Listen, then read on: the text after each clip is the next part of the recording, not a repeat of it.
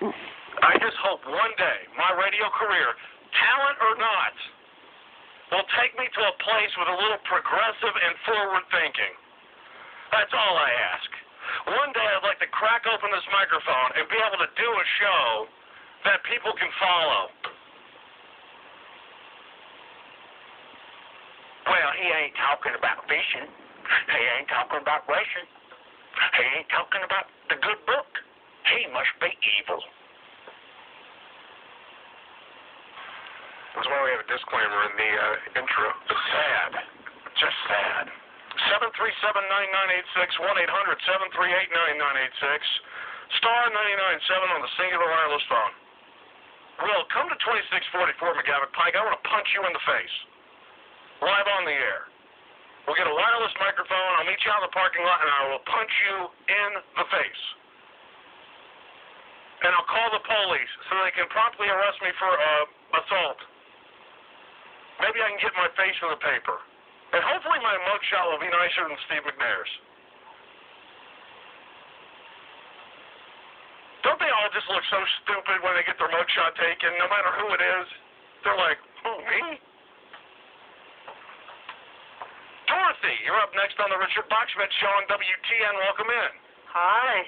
Hi, Dorothy. Hi, how are you this evening? I'm wonderful. How can I help you this evening? Well, I hope to add some intelligence to your radio show, and you're a really funny guy there. Thank you for listening. But of course that statement is like, where do we think we are if we're looking for intelligence? I mean, really, come on. Does that statement really apply in some cases? We are walking on this little blue planet full of humans, you know. And, anyway, what the subject? I was told to call you this evening and talk to you about the music industry, country music, basically. Yeah. Okay. Now, he got me to talking about some songs that I had written, and they are copyrighted and listed in the Library of Congress in somebody else's name as being the creator and the author and the writer and everything of. Right. And he told me to call you and talk about it because it really needs to be addressed. Well, what would you like to get in? Okay, he told me to tell you the names of the songs that I know for sure are mine. Okay, well, now, the list may be longer. Why would there be a dispute?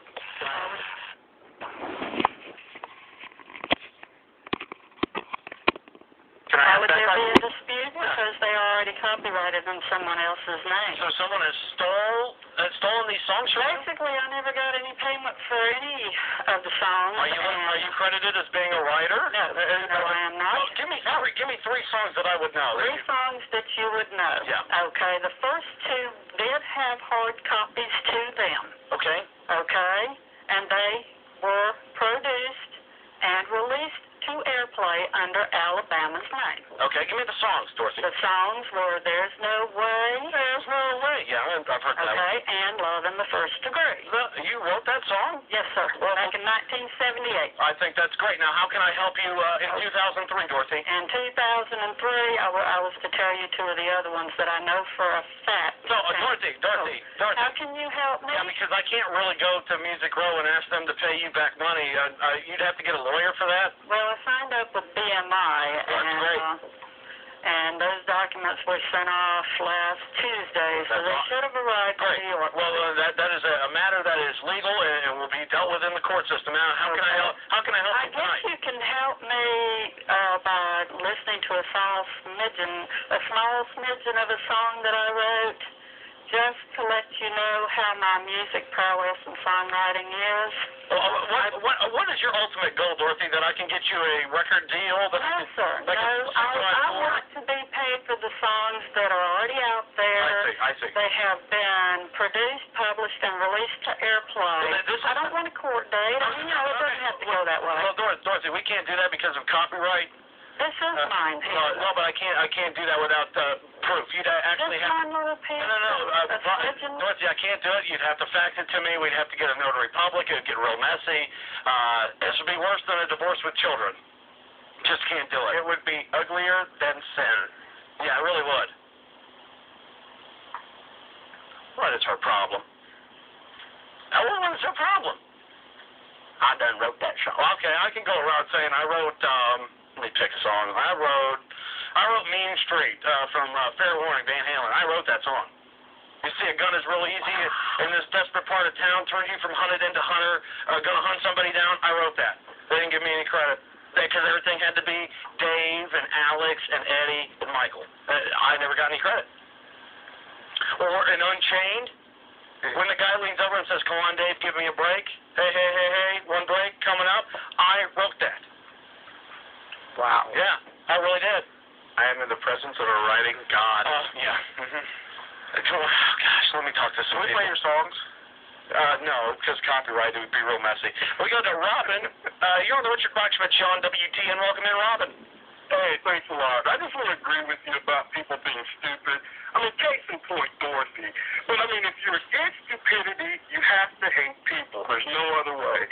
If you're against stupidity, you gotta hate people. Well, I'm with you. Like I have said, if I didn't like people just this much, I would find a way to really move to an island and never talk to anybody again because they just piss me off so bad. On so many levels. I'm with you. I mean, people are stupid everywhere. They just seem to be concentrated here in the South for some reason. I don't know if it's the air, the water, I don't know what it is, but there's a lot of them. Hey, it's that good Bonnaroo stash.